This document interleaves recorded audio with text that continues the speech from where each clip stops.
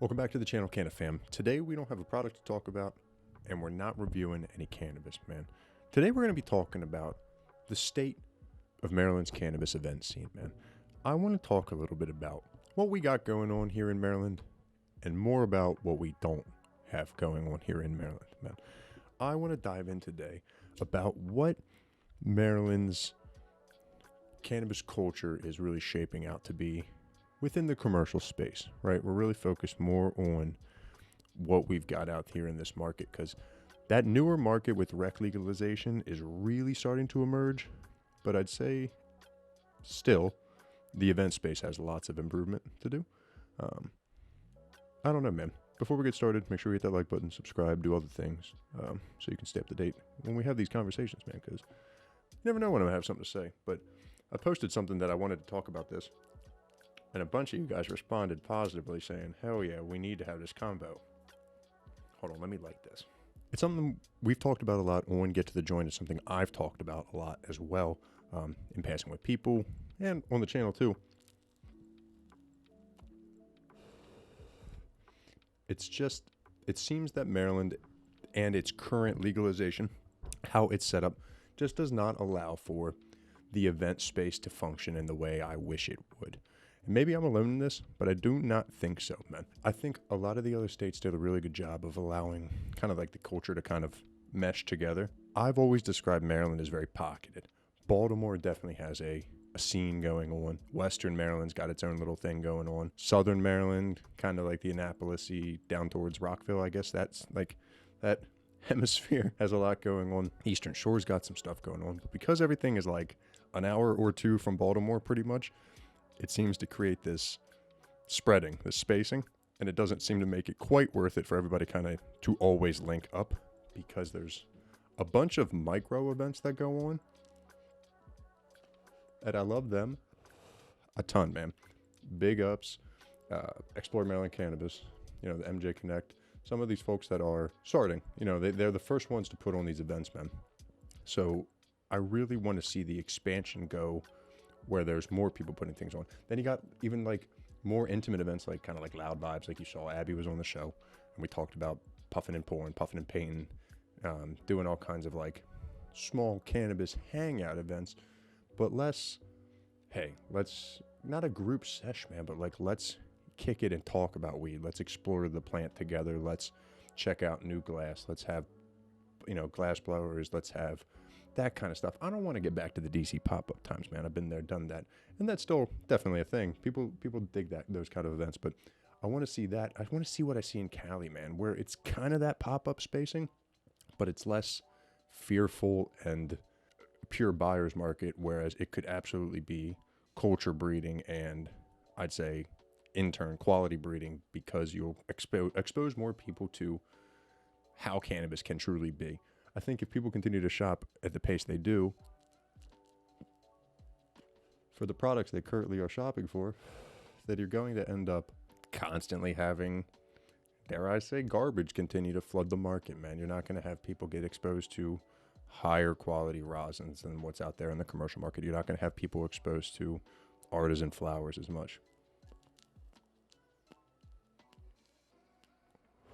I mean, for the longest time, I think Marylanders all thought that troches and lozenges were the only answer for edibles. And it turns out then we started to explore gummies, which are pretty much the same thing. But like, then baked goods slowly are starting to creep their way to the market. But like, imagine people have the full capability of getting together and seeing what people can produce. I mean, I've even dabbled. Like, I make my own cannabis drinks now. It's because the price points of what's in the market is just ridiculous. So I make my own. It just seems like if you allow events to transpire in a more open space and you let people get together, I think you're going to breed a more safe and congruent culture where everybody is aligned in the same kind of pathing, versus if you just let it be kind of fringe and sketch, it's always going to be fringe and sketch, which I hold the whole, it seemed like Maryland and Larry and all those politicians, like the whole spiel for Maryland's legalization spacing was going to be around, I don't know, a safe and equitable opening. That obviously didn't happen. Now that we have these real equity programs that are going to get more diversity and kind of unity within the cannabis space, because it sure as shit is not there right now.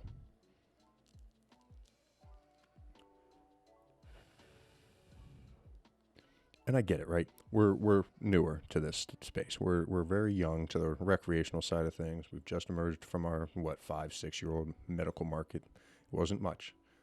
All these other states, they have had a little more practice, but I feel like if we already have this data to go on and what we've seen from all these other states, there isn't much reason to not explore these things, man. Cali's been popping with events for a very long time, man. We should be able to do similar things. There should be more spaces for meetups. You should be more open to having cannabis spaces or cannabis events at restaurants if they want to be open to it, if they want to allow it and make sure that there's proper ventilation, yada, yada, yada. They should be able to facilitate those kind of things. People should be able to openly consume in public. If I can smoke a cigarette outside of a restaurant, coughing all over people, there's no reason I can't take my J, step away, and enjoy myself without scrutiny. Yeah, in the city, you're not going to really have much problem, but I've heard from plenty of people they're still scared to smoke it in public. They're still scared to just walk to the store and smoke a J or like anything like that, man. It shouldn't be like that.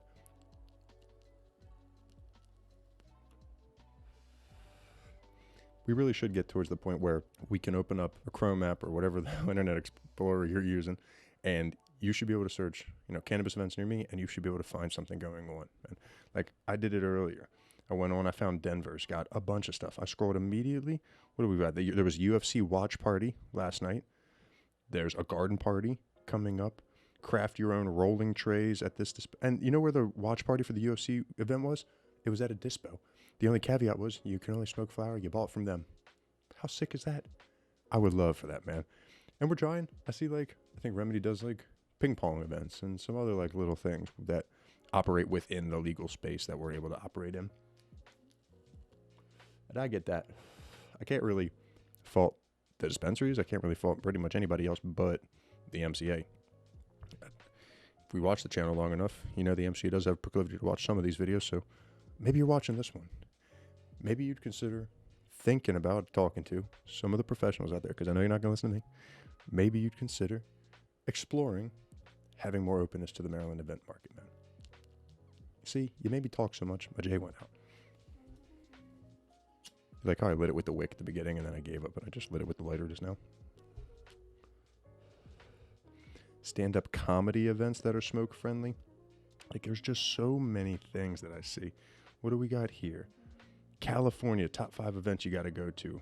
Northern Lights Music Festival, Hall of Flowers, obviously the High Times Cannabis Cup, California Cannabis Industry Association Summit, and Kush Stock.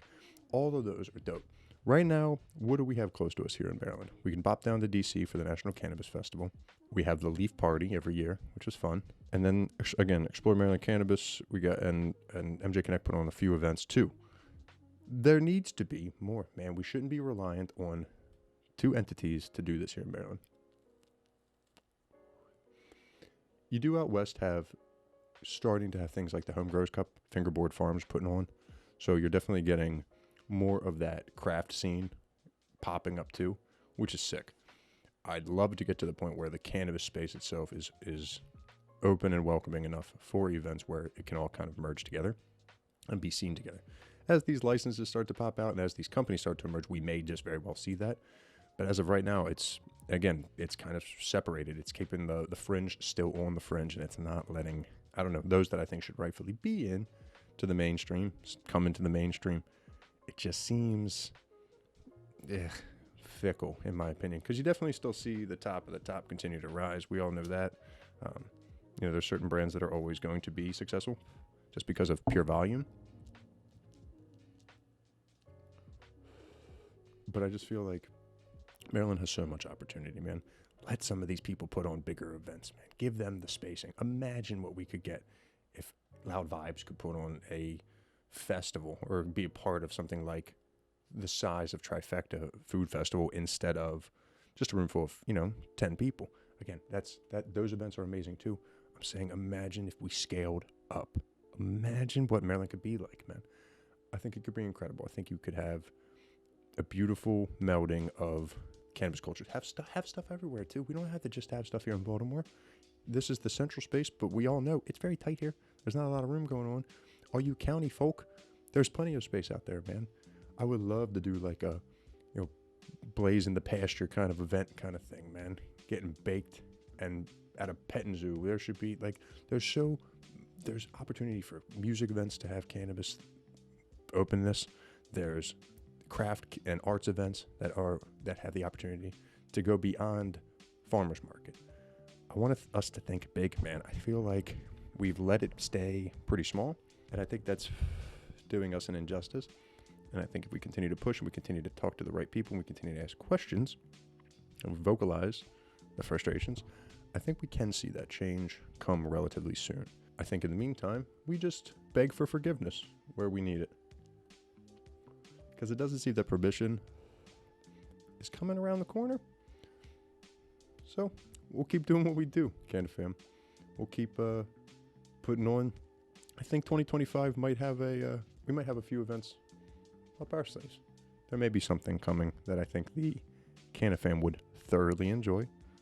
Stay tuned for that, Canada fam. Travs Dabs and get to the joint. We've got something up our sleeves, man. Get ready for 2025. It's going to be a very big year. Canada fam, let me know how you feel about this. Do you think the event space is too much? It's oversaturated, or do we already got enough going on here? With, dispensary pop-ups, that's plenty. That's way too much. You're already inundated with cannabis information and fun. Or are you like me and you want to see a little bit more, man? You want to see that culture really breed? Comment below.